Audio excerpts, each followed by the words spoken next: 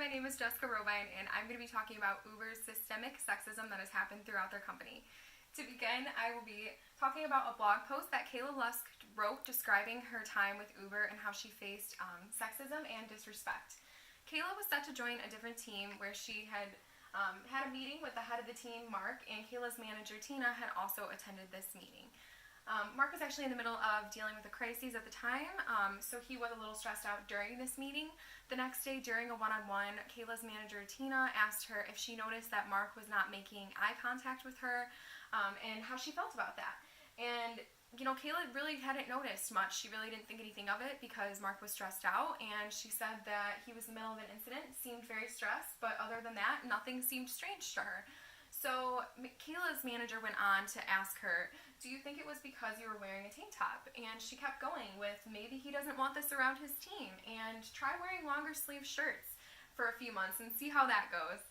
It might help you transfer to their team. So she was insinuating that by Kayla wearing a tank top, it was not letting her progress in her current job. Even after multiple meetings with HR managers and her manager, Tina, Kayla was unfortunately unable to see any results from this incident. She did end up leaving the company as well as others because of this. Uber has a hustle-oriented company culture, and they are known for this. This has been to blame for a series of public relations disasters these past years, and it has tainted their brand with customers, investors, and regulators. On February 19, 2017, Susan Fowler, a former Uber software engineer, was the first to publish an expose on the culture of sexism and sexual harassment at Uber. So this actually sparked a bunch of reports that were written after this, and the media actually pounced on this story as well. In response to this, Uber actually launched an investigation and ended up firing over 20 employees. The Delete Uber campaign started after this, and board members publicly criticized Uber's CEO, Travis Kalanick, as well. The impact that this had on Uber was pretty large. This completely tarnished their public image to start.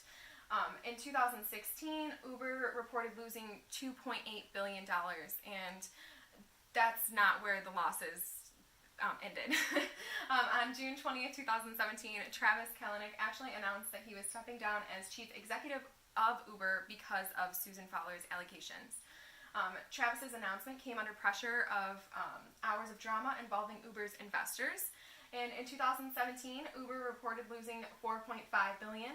And in 2018, Uber has brought in $2.8 billion in revenue, and in the second quarter of this year, but has ultimately lost $891 million. I think that the impact that this had on Uber was that customers realized that because of the systemic sexism incidents that they no longer wanted to use Uber, which led to the losses, and they continued to rise. Why I chose this factor was because I am a public relations major and I love studying cases like these. We actually learn about a lot of different cases and seeing how large companies react to crisis situations, kind of like these systemic sexism allegations.